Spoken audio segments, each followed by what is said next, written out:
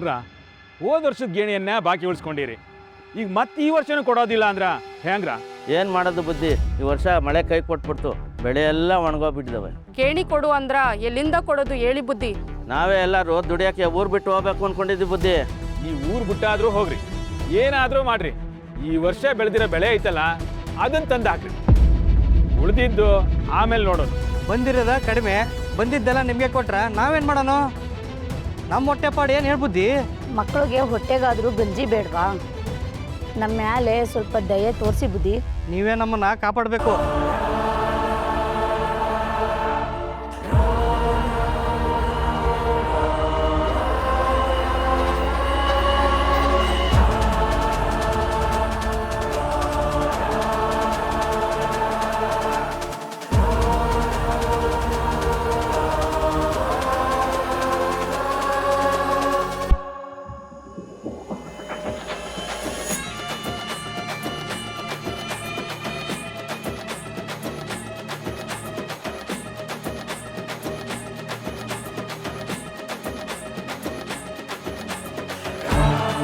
At ಬುದ್ಧಿ ಬುದ್ಧಿ.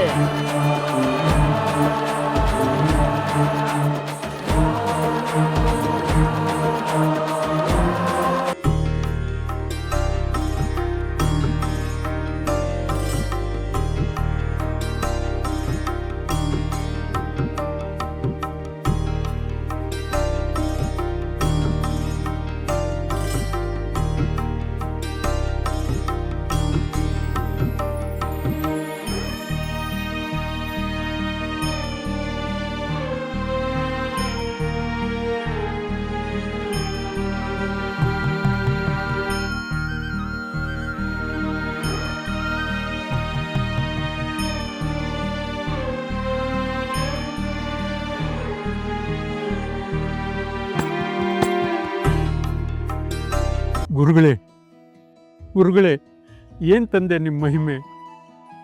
ನಿಮ್ಮನ್ನು ಎತ್ತಿ ಆಡಿಸಿದ ನಮ್ಮ ಬದುಕು ಸಾರ್ಥಕವಾಯಿತು ತಂದೆ. ನೀವು ಸಾಮಾನ್ಯರಲ್ಲ ಗುರುಗಳೇ, ಮಹಾಪುರುಷರು, ದೈವಾಂಶ ಸಂಭೂತರು. ಇದರಲ್ಲಿ ನಮ್ಮದೇನು ಪಾತ್ರವಿಲ್ಲ ಆಚಾರ್ಯರೇ.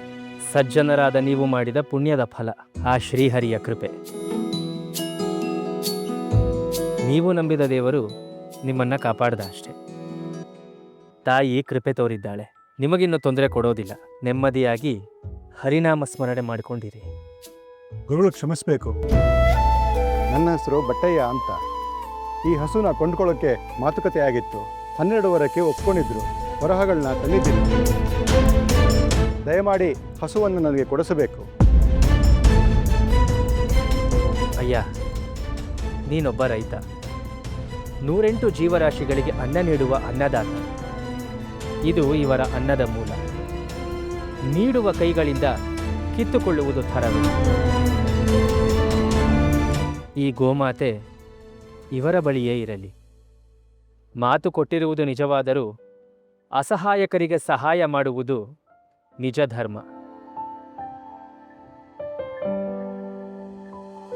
ಅಪ್ಪಣೆ ಗುರುಗಳೇ, ತಮ್ಮ ಮಾತು ಮೀರಲು ನಾನಿಷ್ಟರವನು. ದಯಮಾಡಿ ನನಗೆ ಆಶೀರ್ವಾದ ಮಾಡಿ. ಮೂಲರಾಮ, ನಿನ್ನ ವಂಶವನ್ನ ಸುಭಿಕ್ಷವಾಗಿಡ್ಲಿ. ಧನ್ಯನಾದೆ ಗುರುವೇವ, ಧನ್ಯನಾದೆ. ಶ್ರೀ ರಾಘವೇಂದ್ರ ಸಾರ್ವಭೌಮರಿಗೆ, ಶ್ರೀ ರಾಘವೇಂದ್ರ ಸಾರ್ವಭೌಮರಿಗೆ, ಶ್ರೀ ರಾಘವೇಂದ್ರ ಸಾರ್ವಭೌಮರಿಗೆ.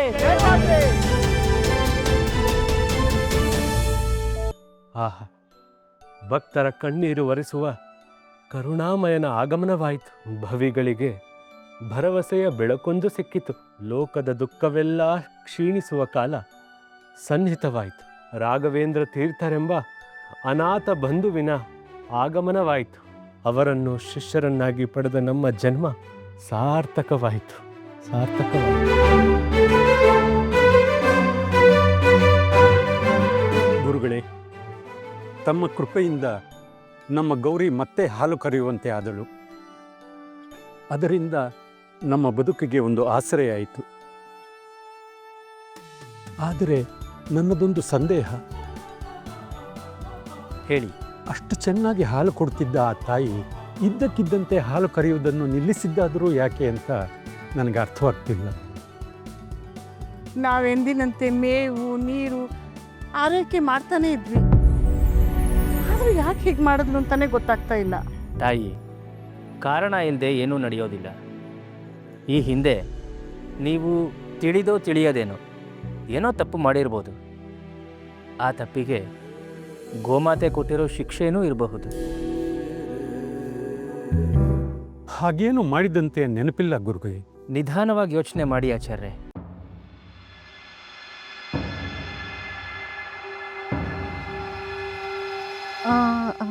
ಕೆಲವು ದಿನಗಳ ಹಿಂದೆ ಒಂದು ಘಟನೆ ನಡೆದಿತ್ತು ಗುರುಗಳೇ. ಏನದು? ಜಾನಕಿ, ನನ್ನ ಹಣೆ ಬರಹಕ್ಕೆ ಏನು ಅಂತ ಹೇಳಿ ಹಳೆ ಸಾಲ ತೀರ್ತಾ ಇಲ್ಲ, ಹೊಸ ಸಾಲ ಹುಡ್ತಾ ಇಲ್ಲ. ನನಗಂತೂ ತಲೆ ಕೆಟ್ಟೋಗಿದೆ. ಏನು ಮಾಡಬೇಕು ಅಂತಲೇ ತೋಚ್ತಾ ಇಲ್ಲ. ಅಯ್ಯ, ನಿಮ್ಮಿಂದ ಒಂದು ಸಹಾಯ ಆಗಬೇಕಿತ್ತು. ಏನಮ್ಮ ಅದು? ಅಯ್ಯ, ನನ್ನ ಮಗು ಹುಟ್ಟಿದ 4 ದಿನಕ್ಕೆ ಎದೆ ಹಾಲು ಬತ್ತೋಗಿದೆ. ಕೊಂಡ್ಕೊಂಡು ಕುಡ್ಸೋಣ ಅಂದರೆ ನನ್ನ ಹತ್ರ ಹಣ ಇಲ್ಲ. ಕೂಲಿ ನಾಲಿ ಮಾಡೋಣ ಅಂದರೆ ಹಸಿ ಬಾಣಂತಿ. ಮಗು ಬಿಟ್ಟು ಎಲ್ಲೂ ಹೋಗೋ ಆಗಿಲ್ಲ. ದಯಮಾಡಿ ಸ್ವಲ್ಪ ಹಾಲು ಕೊಟ್ರೆ ನನ್ನ ಮಗು ಉಳಿಸ್ಕೊಳ್ತೀನಿ. ನಿಮಗೆ ಪುಣ್ಯ ಬರುತ್ತೆ. ಹಾಲೇನು ಬಿಟ್ಟು ಸಿಗುತ್ತೇನಮ್ಮ? ಹಸುಗೆ ಮೇವು ಹಾಕಬೇಕು, ಅದಕ್ಕೆ ನೀರು ಕುಡಿಸ್ಬೇಕು, ಅದ್ರ ಮೈ ತೊಳಿಬೇಕು, ಸಗಣಿ ಬಾಚಬೇಕು. ನಮ್ಮ ಕಷ್ಟ ನಮಗೆ ಗೊತ್ತು. ಹೋಗಮ್ಮ, ಹಾಲಂತೆ ಹಾಲು.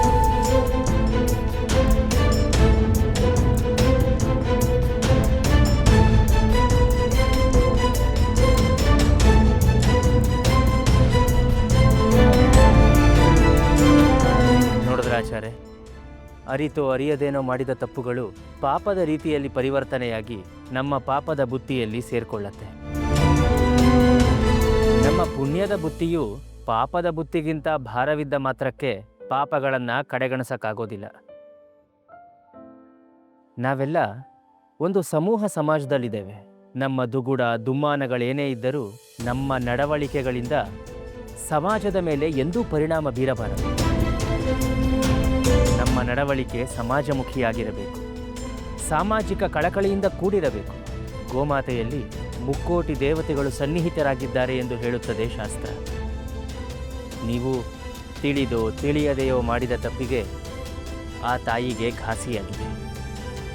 ಒಂದು ಹಸುಗೂಸನ್ನು ಉಳಿಸಲಾಗದ ತನ್ನ ಹಾಲು ವ್ಯರ್ಥ ಅಂತನಿಸಿದೆ.